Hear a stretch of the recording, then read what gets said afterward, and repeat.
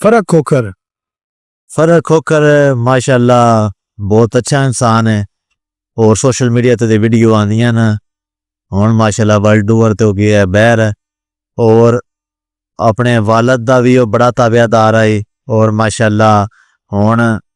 ओदा ज़हन भी है कि मैं किसी पार्टी में भी ज्वाइन करा क्योंकि तुसी जिस टाइम तुहाडे को फेम है तुहाडे पिछे फॉलोवर नो तुसी तां ही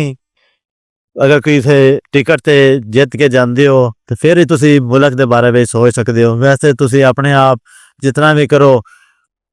वो काफ़ी वाटर प्लांट लाए न अवाम की खिदमत भी करता है काफ़ी माशाल्लाह बड़ा अच्छा इंसान है। मुलाकात है कोई जिन्हें मेरी नहीं मुलाकात जता कोई ना ख्वाहिश रख दे हो जिन्हें कोई नहीं ख्वाहिश हुई ख्वाहिश भी कोई नहीं है वाह जी वाह कितना ख्वाहिश है मिलने दी जेडी मुलाकात नहीं हुई अजे तक ख्वाहिश साडी यही है बस ये आप इस काबल बनी है कि लोग कि ਤੁਹਾਨੂੰ लोग ਮਿਲਣ सानू मिलन ਕੋਈ ਹੁੰਦਾ ਨਾ ਇੱਕ ਐਸਾ ਸ਼ਖਸ ਹੁੰਦਾ ਹੈ ਜਿਹਦੇ ਨਾਲ ਮਿਲਣ ਦਾ ਦਿਲ ਕਰਦਾ ਹੁੰਦਾ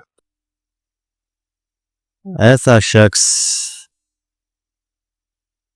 ਮੇਰਾ ਵੀ ਇੱਕ ਬੰਦੇ ਨਾਲ ਮਿਲਣ ਦਾ ਦਿਲ ਕਰਦਾ ਮੈਂ ਦੱਸਾਂਗਾ ਤੁਹਾਨੂੰ ਇਸ ਤੋਂ ਬਾਅਦ कोई नहीं है इधर कोई भी नहीं ਕੋਈ ਬੰਦਾ ਨਹੀਂ ਐਸਾ ਜਿਹਦੇ ਨਾਲ ਮਿਲਣ ਦੀ ख्वाहिश ਹੋਵੇ ਇਹ ਨਹੀਂ ਹੋ ਸਕਦਾ सन सिर्फ कबड्डी नहीं मिलने का ख्वाहिश है कबड्डी ग्राउंड जाने ते ऐसे ही जानी है बस